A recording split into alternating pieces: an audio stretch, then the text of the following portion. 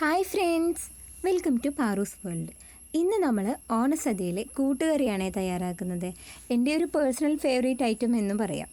അപ്പോൾ നമുക്ക് കൂട്ടുകറി എങ്ങനെയാണ് ഉണ്ടാക്കുന്നതെന്ന് കാണാം. അതിന് മുന്നേ ചാനൽ ആദ്യമായിട്ട് കാണുന്നവരുണ്ടെങ്കിൽ ഒന്ന് സബ്സ്ക്രൈബ് ചെയ്ത് സപ്പോർട്ട് ചെയ്യണേ. അടുത്ത് കാണുന്ന ബെല്ലൈക്കൺ കൂടി ഒന്ന് എനേബിൾ ചെയ്യുകയാണെങ്കിൽ എൻ്റെ വീഡിയോസ് നിങ്ങൾക്ക് പെട്ടെന്ന് തന്നെ കാണാൻ സാധിക്കും. അപ്പോൾ നമുക്ക് വീഡിയോയിലേക്ക് പോയാലോ.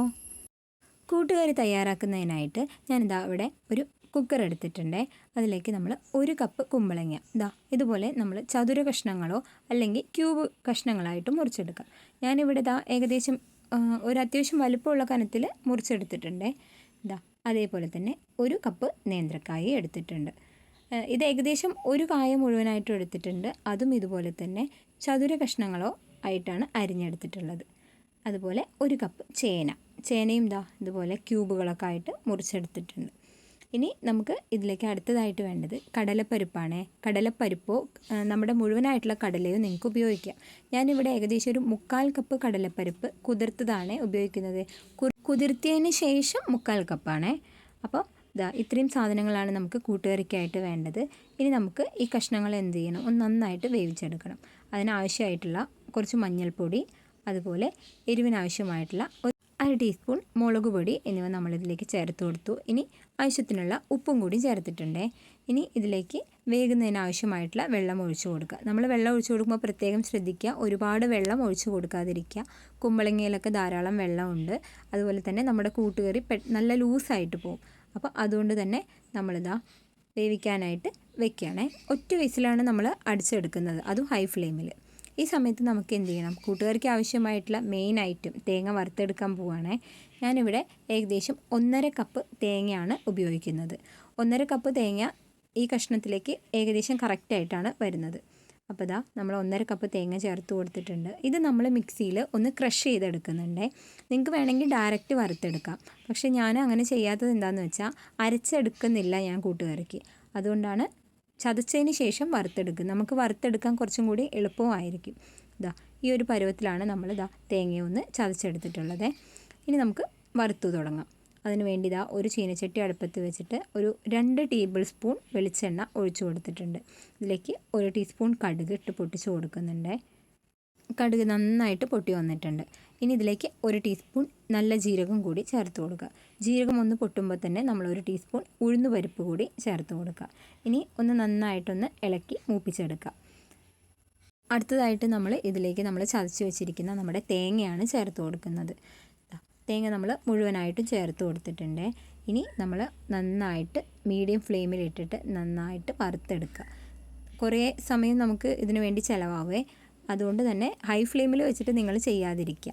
നമ്മുടെ കൂട്ടുകറിക്ക് ഈ തേങ്ങ വറുക്കുന്നതിലാണ് ടേസ്റ്റ് മുഴുവനായിട്ടുള്ളത്. അപ്പോൾ ചെറിയ തീയിൽ വെച്ചിട്ട് നമ്മൾ നന്നായിട്ട് വറുത്തെടുക്കണം. നമ്മൾ ഡാർക്ക് ബ്രൗൺ കളർ ആവുന്നത് വരെ വറുത്തെടുക്കാൻ ശ്രദ്ധിക്കുക.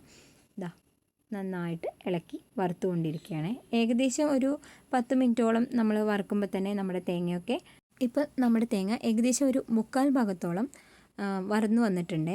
ഈ സമയത്ത് നമുക്ക് കുറച്ച് വെളിച്ചെണ്ണ നടുവിൽ ഇതുപോലെ ചെയ്ത് കൊടുത്ത് നമ്മൾ കുറച്ച് വെളിച്ചെണ്ണ ഒഴിച്ചതിന് ശേഷം നമ്മുടെ ഉണക്കമുളകൊന്ന് പൊട്ടിച്ച് കൊടുക്കുക. ഞാനിപ്പോഴും ഇങ്ങനെയാണ് ചെയ്യാറ്.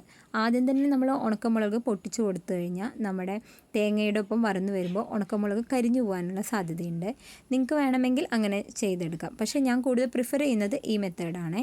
ഇനി നമുക്ക് നന്നായിട്ട് തേങ്ങയുടെ ഒപ്പം ഇളക്കി യോജിപ്പിച്ചെടുത്താൽ നമ്മുടെ ഉണക്കമുളക് എപ്പോഴും നല്ല കറക്റ്റ് പാകത്തിനായിട്ട് ആയിരിക്കും കൂട്ടുകറിയിലുണ്ടാവുക.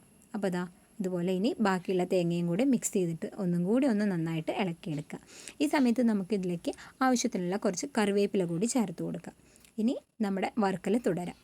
കുറച്ചും കൂടി നമുക്ക് വറന്ന് വരാനുണ്ട്. കുറച്ച് ഡാർക്ക് കളർ ആവുന്നത് വരെ നമ്മൾ നന്നായിട്ട് വറുത്തെടുക്കണം. ഇപ്പോൾ നമ്മുടെ തേങ്ങ അത്യാവശ്യം നന്നായിട്ട് വറന്നു വന്നിട്ടുണ്ട്. ഈ സമയത്ത് നമുക്ക് ഇതിലേക്ക് എരിവിനാവശ്യമായിട്ടുള്ള കുരുമുളക് പൊടി ചേർത്ത് കൊടുക്കാം. ഞാനിവിടെ ഒരു 1/2 ടീസ്പൂൺ കുരുമുളക് പൊടിയാണ് ചേർത്ത് കൊടുത്തിട്ടുള്ളത്. നേരത്തെ ചേർത്ത മുളക് പൊടിയുടെ എരിവ് കൂടി കണക്കാക്കിയിട്ടാണ് 1/2 ടീസ്പൂൺ കുരുമുളക് പൊടി ചേർത്ത് കൊടുത്തിട്ടുള്ളത്. പല നാടുകളിലും പലതരത്തിലായിരിക്കും കൂട്ടുകറി ഉണ്ടാക്കുന്നുണ്ടാവുക അല്ലേ.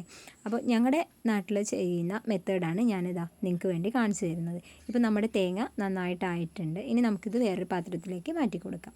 ഈ സമയത്ത് നമ്മുടെ കടലപ്പരിപ്പൊക്കെ വെന്തോ എന്ന് നമുക്ക് നോക്കാം. ഒരു വിസിൽ കഴിഞ്ഞതിന് ശേഷം നമ്മൾ തുറന്ന് നോക്കിയിട്ടുണ്ട്. നമ്മുടെ കഷ്ണങ്ങളൊക്കെ നന്നായിട്ട് വെന്തിട്ടുണ്ട്, എന്നാൽ ഉടഞ്ഞു പോയിട്ടില്ല താനും. ഈ ഒരു പരുവത്തിലാണ് നമുക്ക് കൂട്ടുകറിക്ക് വേണ്ടിയിട്ട് നമ്മുടെ കഷ്ണങ്ങളെ വേവിച്ചെടുക്കേണ്ടത്. ഇത് നമുക്ക് ഒരു തുറന്ന പാത്രത്തിലേക്ക് ഒഴിച്ചു കൊടുക്കാം. ഞാൻ ചീനച്ചട്ടിയിലേക്ക് തന്നെയാണ് ഒഴിച്ചു കൊടുക്കുന്നത്. ഇനി നമുക്ക് ഇതിലേക്ക് മധുരത്തിന് ആവശ്യമായിട്ടുള്ള ശർക്കര ചേർത്ത് കൊടുക്കാം. അപ്പോൾ ശർക്കര എന്ന് പറയുന്നത് ഞാനിവിടെ ഏകദേശം ഒരു 2 ടേബിൾ സ്പൂൺ ശർക്കര ആണ് ചേർത്ത് കൊടുക്കുന്നത്. നിങ്ങൾക്ക് മധുരം കൂടുതൽ വേണം എന്നുണ്ടെങ്കിൽ നിങ്ങൾക്ക് അങ്ങനെ ചേർത്ത് കൊടുക്കാം. പക്ഷേ ഇതാണ് ഏകദേശം ഇതിലേക്ക് കറക്റ്റായിട്ടുള്ള പരുവെന്ന് പറയുന്നത്. അപ്പോൾ നമ്മൾ ശർക്കര ഇട്ട് കൊടുത്തതിന് ശേഷം ഒന്നുകൂടി നന്നായിട്ട് ഇളക്കി കൊടുക്കുക. ഈ മധുരമൊക്കെ ഈ കഷ്ണങ്ങളിൽ കൂടെ ഒന്ന് നന്നായിട്ട് പിടിക്കണം, അതിന് വേണ്ടിയിട്ടാണ്. ഇപ്പോൾ ഏകദേശം ഒരു 1-2 മിനിറ്റ് ആയിട്ടുണ്ട്. ഇനി നമുക്കിതിലേക്ക് നമ്മൾ നേരത്തെ വറുത്ത് വെച്ചിരിക്കുന്ന നമ്മുടെ തേങ്ങ ചേർത്ത് കൊടുക്കാം. ഇതോടുകൂടെ നമ്മുടെ കൂട്ടുകറി ഫൈനൽ സ്റ്റേജിൽ എത്തിയിട്ടുണ്ട്. അപ്പോൾ ലാസ്റ്റ് സ്റ്റേജിൽ എത്തുമ്പോൾ നമുക്ക് മനസ്സിലാവും നമ്മുടെ കൂട്ടുകറിയുടെ ഫൈനൽ സ്ട്രക്ചർ എങ്ങനെയാണ് വരുന്നതെന്ന്. ഈ സമയത്ത് നിങ്ങൾ തേങ്ങ അരച്ചുപയോഗിക്കുന്നവരുണ്ട്, അതുപോലെ തന്നെ ഇതുപോലെ വറുത്ത് ഉപയോഗിക്കുന്നവരുണ്ട്. ഇങ്ങനെ ആകുമ്പോൾ നമുക്ക് നന്നായിട്ട് ഒലർന്നതുപോലെയുള്ള കൂട്ടുകറി ആയിരിക്കും കിട്ടുക. നമ്മൾ അരച്ചുപയോഗിക്കുമ്പോൾ കുറച്ചൊരു കട്ടയായിട്ടുള്ള പരുവത്തിലുള്ള കൂട്ടുകറി ആയിരിക്കും കിട്ടുക. നോക്കൂ, നമ്മുടെ സ്വാദിഷ്ടമായ സദ്യയിലെ കൂട്ടുകറി ഇവിടെ തയ്യാറായിട്ടുണ്ട്. ഇനി നമുക്ക് മണത്തിന് വേണ്ടി അത്യാവശ്യം കറിവേപ്പില കൂടി ഇട്ട് കൊടുത്താൽ നമുക്ക് വിളമ്പാവുന്ന പരുവത്തിലായിട്ടുണ്ട്. അപ്പോൾ ഈ ഓണസദ്യയിലെ കൂട്ടുകറി നിങ്ങൾ ഉറപ്പായിട്ടൊന്ന് പരീക്ഷിച്ച് നോക്കുക. നിങ്ങളുടെ നാട്ടിൽ എങ്ങനെയാണ് കൂട്ടുകറി ഉണ്ടാക്കുക, അല്ലെങ്കിൽ എന്തൊക്കെ ഇൻഗ്രീഡിയൻസ് ആണ് ചേർക്കുന്നത് വ്യത്യസ്തമായിട്ട് എന്നൊന്ന് താഴെ ഒന്ന് കമൻറ്റ് ചെയ്യണേ. അപ്പോൾ എന്നും പറയുന്നത് പോലെ വീഡിയോ ഇഷ്ടപ്പെട്ടാൽ ലൈക്ക് ചെയ്യുക, ഷെയർ ചെയ്യുക, കമൻറ്റ് ചെയ്യുക. വ്യത്യസ്തമായൊരു ഓണവിഭവമായി നമുക്ക് വീണ്ടും കാണാം. Thank you for watching.